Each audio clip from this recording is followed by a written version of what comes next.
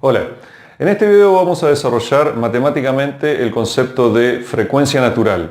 Esto es básicamente la frecuencia u oscilación que tiene un objeto cuando se le aplica un determinado estímulo. Por ejemplo, cuando tomamos una copa de cristal y le damos un pequeño golpe, o una barra de metal o cualquier otro material, o un diapasón, que es este instrumento que se utiliza para afinar instrumentos musicales, o como en este caso lo que vamos a utilizar para modelar es un resorte que está adosado a una pared, a un elemento fijo, y tiene en el otro extremo libre una masa M, una bola supongamos, y uno estira ese resorte sobre una superficie que vamos a, para los fines prácticos, a considerar que no ofrece fricción. Estira o comprime ese resorte y lo suelta y va a empezar a oscilar, digamos. En términos teóricos, si no hay ninguna fuerza de fricción ni ninguna otra fuerza interna en el resorte que produzca una fuerza no conservativa, es decir, que desacelere paulatinamente a esta masa, va a estar oscilando eternamente, digamos. Vamos a mostrar también que este modelo de pensarlo en forma horizontal es equivalente a si tomamos el resorte, el mismo resorte, adosado al techo, por ejemplo, de una habitación, y le adosamos la misma masa y se estira, tiene un pequeño estiramiento, y nosotros o lo comprimimos o lo estiramos y lo soltamos, y vamos a ver que la fórmula o la ecuación que describe cómo oscila este resorte es exactamente la misma que en este caso. Vamos a mostrar eso para después sí desarrollar en detalle la solución de esta ecuación diferencial que se va a plantear. Este modelo es equivalente a los ejemplos que daba anteriormente. Una cosa que es fundamental aquí es considerar algo que se denomina la ley de Hooke. ¿Qué es lo que dice la ley de Hooke? Que la fuerza que va a ofrecer este resorte cuando yo lo estire o lo comprima es proporcional a la distancia de estiramiento o de compresión en una distancia K, en un factor K. Es decir, la fuerza es igual a menos K por la distancia X, este es el eje X, este es el lado positivo, aquí es el lado negativo, de estiramiento, considerando al cero de X como el punto de equilibrio, es decir, el punto en el cual el extremo libre del resorte se encontraría si yo no le aplico ninguna fuerza y lo dejo solo, digamos. Ese es el punto de equilibrio que va a intentar buscar el resorte.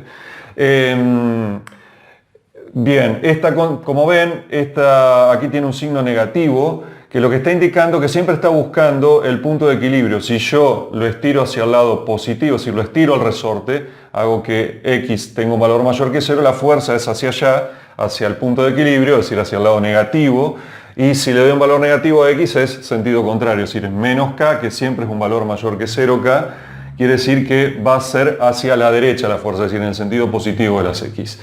Bien, vamos a desarrollar utilizando la segunda ley de Newton esta ley. Lo que esto está diciendo de otra manera es lo siguiente, que la masa por la aceleración de esa masa, la aceleración es la derivada segunda de la posición respecto al tiempo, voy a utilizar la notación de punto para denotar esa derivada segunda, es igual a menos K por X. ¿Esto qué implica? Esto implica que la masa por la aceleración, la derivada segunda de X, más K por X es igual a 0. Y esta es una ecuación diferencial que si nosotros resolverlo quiere decir es averiguar cuál es la función que describe la posición X en función del tiempo. Vamos a estar describiendo la función que nos dice precisamente cómo esa posición varía. En definitiva, si esto tiene una oscilación, ¿cuál es? En este caso, de hecho, la va a tener, esa es la solución. Vamos a ver que como no hay ninguna fuerza resistiva que se oponga a la oscilación, va a ser siempre una oscilación. La ecuación diferencial nos va a dar la función que nos describe esa oscilación. Vamos a ver, antes de desarrollar eso en el paso siguiente, vamos a ver que este modelo es absolutamente equivalente a este. ¿Cómo sería aquí? Fíjense que si esto está en estado de equilibrio, no aplico ninguna fuerza, lo dejo tranquilo, digamos, sin tocarlo, y esto está quieto. Vamos a decir lo siguiente, vamos a poner como 0 en el eje X a la posición en donde queda en ese estado de equilibrio. Las X hacia arriba consideremos, es indistinto, pero consideremos que las X hacia arriba son positivas y hacia abajo son negativas. Vamos a definir con delta L a esta distancia, que sería el punto de equilibrio del resorte si no hubiera una fuerza de gravedad que está actuando. Aquí hay una fuerza gravitacional que está actuando sobre esta masa y la empuja hacia abajo. Este sería el punto de equilibrio sin esa fuerza. Entonces, dibujemos un diagrama de contexto libre de cuerpos libres y vamos a ver que vamos a tener. Aquí supongamos nuestra masa sufre una fuerza m por g hacia abajo, este es lo negativo, esto es lo positivo, y hacia arriba la única fuerza que hay es la fuerza del resorte, que tiene esta constante K, cada resorte tiene una constante diferente, por, en este caso, delta L, esta distancia de aquí. Como está en equilibrio, es decir, no hay ninguna aceleración, en este caso ni siquiera hay movimiento en este marco de referencia, tenemos que K por delta L menos m por g es igual a 0. Es una posición de equilibrio la que tiene. Ahora, supongamos que estiramos esto y lo soltamos, o lo comprimimos, lo levantamos un poco y lo soltamos, y esto empieza a oscilar. Va a tener claramente una aceleración que va a ir variando con el tiempo. Y supongamos, tomemos una posición arbitraria en un momento dado, supongamos esta posición de aquí. Le voy a llamar X en términos genéricos a esa posición puntual en la que está. Puede ser en cualquier punto, va a ser exactamente lo mismo el análisis. Lo pongo acá porque va a resultar más fácil de ver, solamente por eso. Entonces, veamos el diagrama de cuerpos libres que se da en este caso. Lo voy a poner un poco más acá para que me dé lugar. Veamos en este caso. Tengo efectivamente la fuerza m por g de gravedad sobre eso, y tengo la fuerza del resorte hacia arriba, vamos a suponer en este ejemplo va a ser de hecho un poco menor, que va a ser igual a K por, en este caso, esta porción de aquí. Ese es el grado de estiramiento que tiene el resorte en este punto X. Y esto va a ser delta L menos X. Esta distancia aquí es delta L menos X. ¿Qué quiere decir? Según la segunda ley de Newton, que K por delta L menos X va a ser, que la masa por la aceleración, voy a poner esto primero, va a ser igual, es decir, la fuerza, la fuerza total, la masa por la aceleración que va a sufrir, que va a tener esto, va a ser igual a K por delta L menos X, esto es positivo, hacia arriba, menos M por G. Si esto distribuimos, quiere decir que m por la masa por la aceleración va a ser igual a, vamos a poner primero K menos X, vamos a distribuir aquí, más K por delta L menos m por G. Y esto, por la definición que vimos aquí, o por este análisis que hicimos aquí, ya sabemos que es 0. Esto quiere decir que la masa por la aceleración es igual a esto, más K por X es igual a 0. Es decir, fíjense que llegamos exactamente a la misma ecuación diferencial en ambos casos. La ley de Hooke se aplica siempre, por supuesto, que las distancias de estiramiento o compresión sean relativamente pequeñas. Depende lógicamente del resorte, del material de que estemos hablando, es la distancia máxima de estiramiento sin provocar una deformación permanente del material, y también depende del material, aunque no se provoque en un determinado punto una deformación permanente, depende del material el cumplimiento de esta ley. Esta se cumple en términos generales, o por lo menos de manera en la práctica muy aproximada, a esta proporción lineal, digamos, se cumple generalmente en pequeñas distancias. Pasada esa pequeña distancia, de nuevo, dependiendo del material y las características del objeto, ya esta ley se deja de cumplir, y pasado ese punto, de hecho, aún más, un punto más allá, va el material a sufrir una deformación permanente y esto se va a dejar de cumplir. Entonces estamos hablando de las oscilaciones en estos casos de no grandes estiramientos o compresiones sobre el material en cuestión, en este caso el resorte. Lo que vamos a ver en el paso siguiente es cómo solucionar una ecuación diferencial de este tipo y, por lo tanto, obtener esta función que nos diga cómo varía la posición respecto al tiempo. Bien, Vamos ahora a hallar la solución de esta ecuación diferencial, que es una ecuación diferencial de segundo orden, porque la derivada más alta de x es la derivada segunda, y lineal, porque los coeficientes tanto de x como de sus derivadas son en este caso de hecho constantes. Esa es una ecuación diferencial particularmente fácil de resolver cuando uno utiliza una fórmula que es la denominada fórmula de Euler.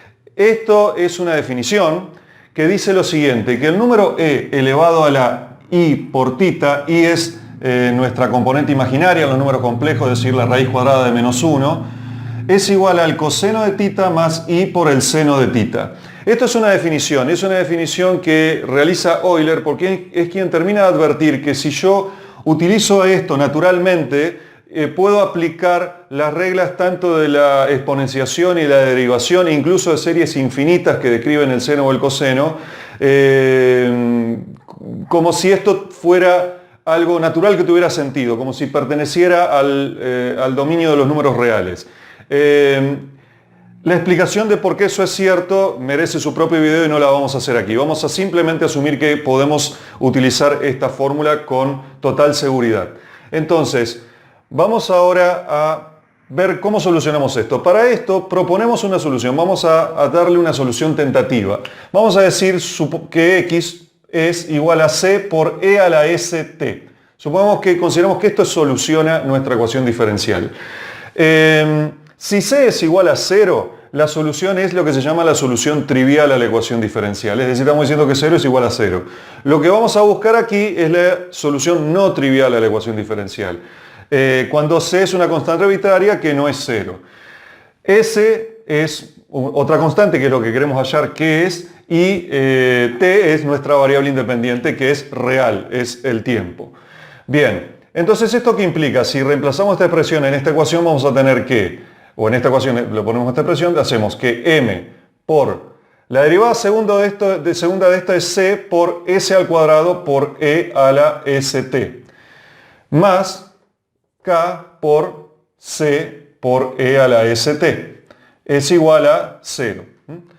Vamos a sacar factor común. Esto implica que vamos a sacar como factor común e a la c por e a la st por m por s al cuadrado más k es igual a 0. Por lo que decíamos recién, este e a la st nunca va a ser 0. C dijimos que es distinto de 0. Esto implica que esto es 0. Entonces, esto implica que s al cuadrado es igual a menos k sobre m. ¿Esto qué quiere decir? Que s es igual a la raíz cuadrada de esto, de un número negativo. No es un número real la solución a s, está en el dominio de los complejos. Entonces vamos a decir s es igual a más o menos, más menos i, esta componente imaginaria, por la raíz cuadrada de k sobre m. Lo que vamos a definir, vamos a expresar con vamos a definir como omega sub 0 igual a esta constante, raíz cuadrada de k sobre m. Entonces vamos a tener que s es igual a más menos i por omega sub 0. Eso es s. ¿Qué quiere decir? Que nuestra solución entonces, x, nuestra solución general sería igual a e, según la fórmula de Euler, por i por, en este caso, vemos acá omega sub 0, que es s por t, es decir, omega sub 0 por t. C por esto. ¿Y esto a qué es igual según la fórmula de Euler? Esto entonces tenemos que x es igual a c por, esto de aquí es más menos i. Una cosa que no la vamos a demostrar aquí, es relativamente fácil de demostrar, pero voy a estirar mucho el video, es que considerar más o menos es lo mismo. Vamos a llegar tanto si hacemos el menos o por el más o por el signo positivo o por el negativo, vamos a llegar exactamente a la misma solución, son equivalentes. No lo voy a demostrar, pero lo voy a suponer aquí como cierto porque es relativamente fácil de demostrar. Entonces lo que vamos a hacer es lo siguiente, vamos a decir que esto es igual a c por, vamos a poner el coseno de omega sub 0 t más i por el seno de omega sub 0 t. Y como les decía, aquí no estoy poniendo más menos porque como les decía, es equivalente, lo voy a ignorar aquí. Ahora, una cosa que sí vamos a tomarnos el trabajo de demostrar aquí es lo siguiente, que esta solución general, expresada de esta manera, con una sola constante arbitraria, tiene una componente real y tiene una componente imaginaria. En la física las componentes, los números complejos no tienen sentido. Es decir, aquí son una herramienta útil para solucionar la ecuación diferencial que sí expresa una situación física real, pero los números complejos no nos sirven para medir fuerzas, no nos sirven para medir tiempo, no nos sirven para medir distancias, no tienen sentido en medir ese tipo de magnitudes. Entonces, lo que vamos a demostrar es que en realidad tanto la componente, la parte real en sí, como la parte imaginaria, la parte real, digamos, del componente imaginario, son ambas soluciones reales a esta ecuación diferencial. Y lo vamos a demostrar de esta manera. X aquí es un número complejo, pero esto quiere decir que X es igual a, lo podemos expresar como U más I, la constante imaginaria, I por B, donde U y B son números reales.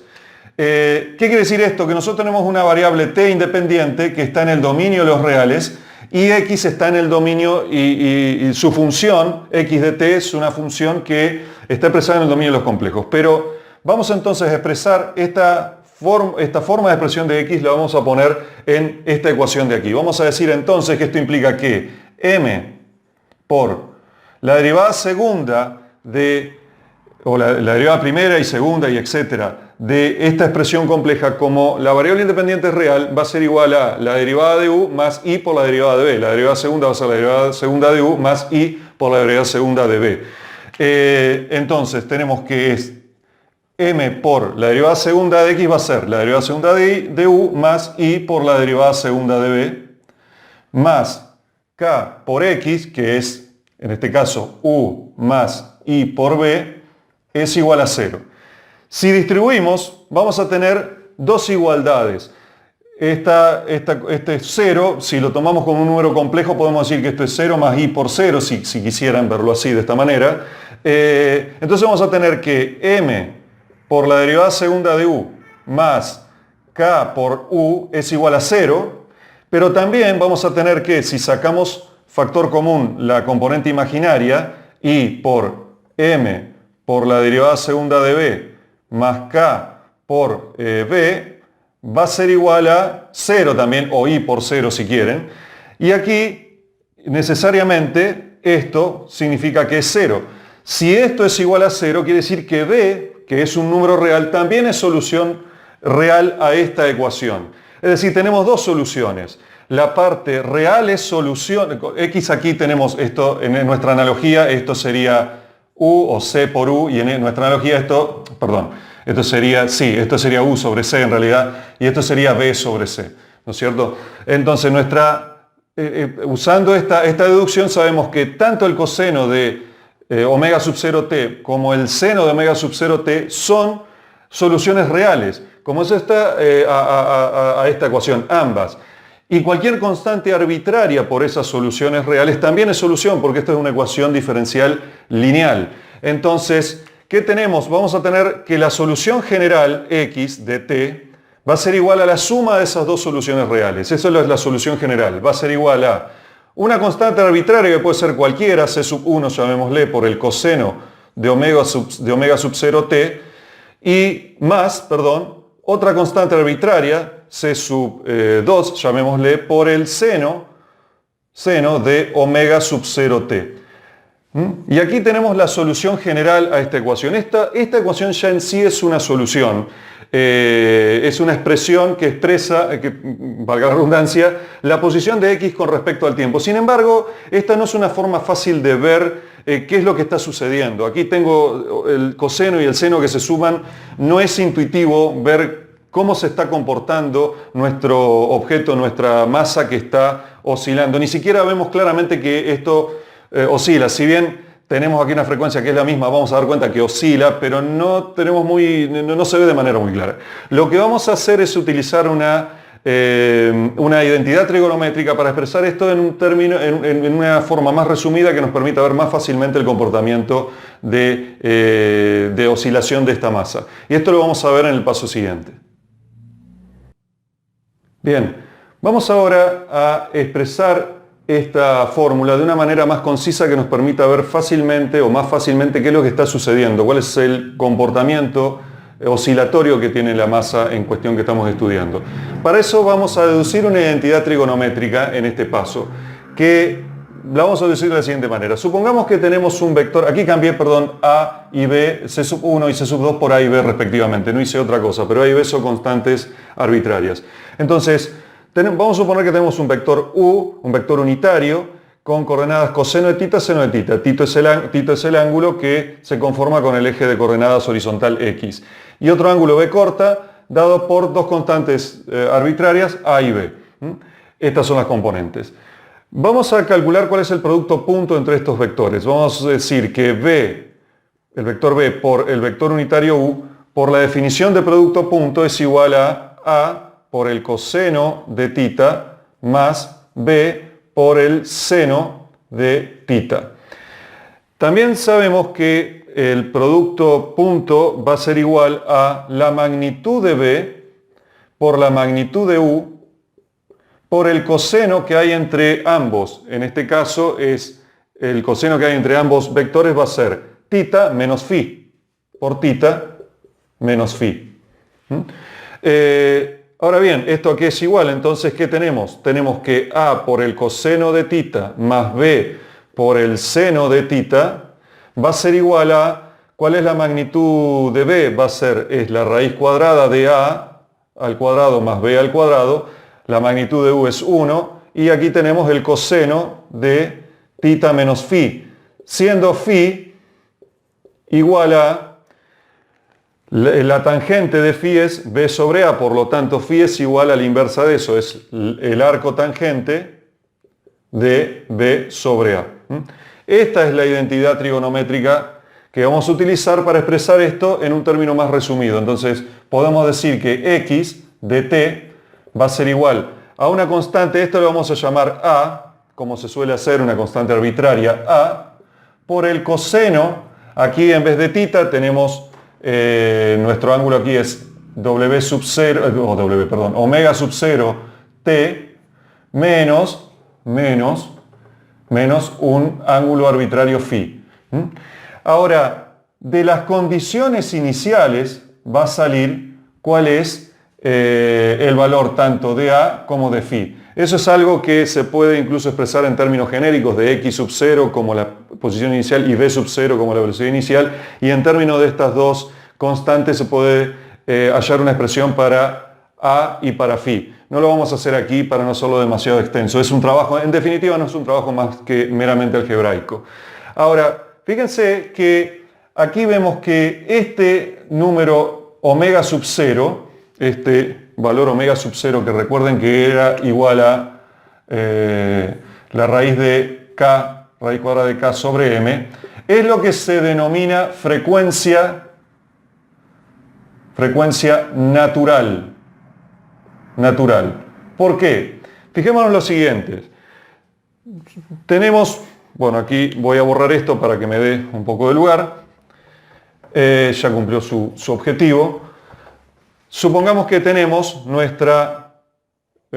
eje de plano cartesiano donde tenemos el tiempo, aquí la variable t y la posición x.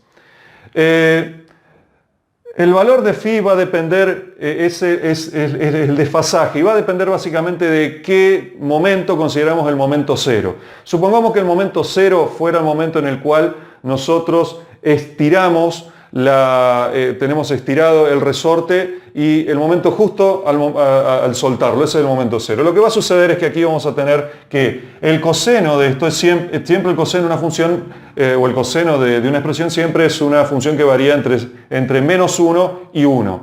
Entonces, este valor de A lo que nos va a estar dando es la amplitud total que va a tener el movimiento. Entonces, supongamos que en el momento cero está aquí con amplitud A. Esta función sinusoidal va a tener una forma aproximadamente así, supongamos que fuera algo por el estilo. Vamos a estirar esto acá un poco más.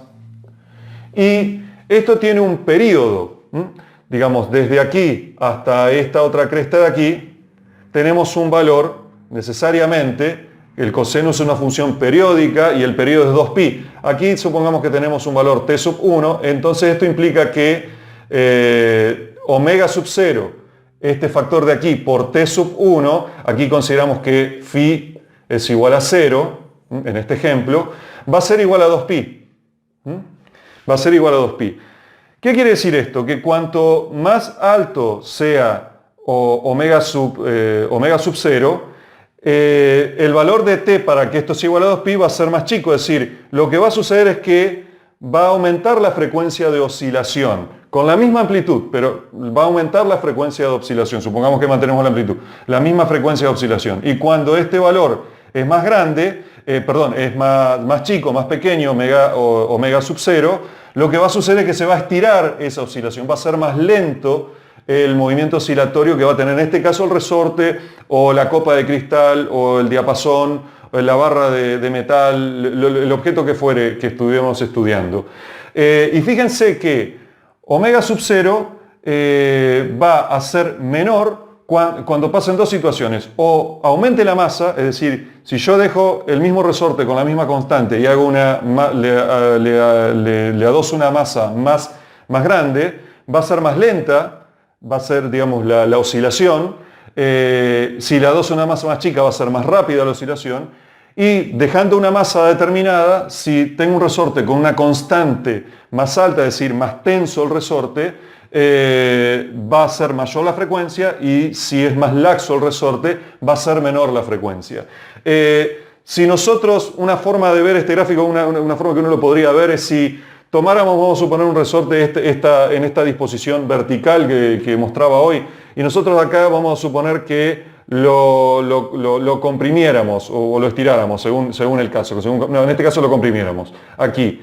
Y viniera desplazándose a una determinada velocidad. Aquí tuviéramos una especie de riel donde se fuera desplazando. Aquí donde está agarrado, aquí está el resorte comprimido, aquí está la bocha. Lo suelto y va a hacer esto. Mantengo esta velocidad permanente y va a hacer este dibujo. Lo va a dibujar en el pizarrón o en el papel de extraer, va a hacer ese dibujo a medida que vaya subiendo y bajando. Básicamente esto es lo que matemáticamente es la deducción de cuál es la frecuencia natural que un objeto tiene. ¿Por qué frecuencia natural? Porque es la frecuencia que el objeto tiene cuando no aplicamos ninguna fuerza, es decir, cuando aplicamos un estímulo inicial, un impulso inicial, y lo dejamos que actúe naturalmente. No le estamos aplicando constantemente o permanentemente alguna fuerza extra, sino que lo dejamos solo, lo dejamos tranquilo. Cuando pasa eso, este número omega sub 0 es lo que nos da cuál es la frecuencia, que es lo que se denomina frecuencia natural, la frecuencia de oscilación o de vibración que ese objeto tiene.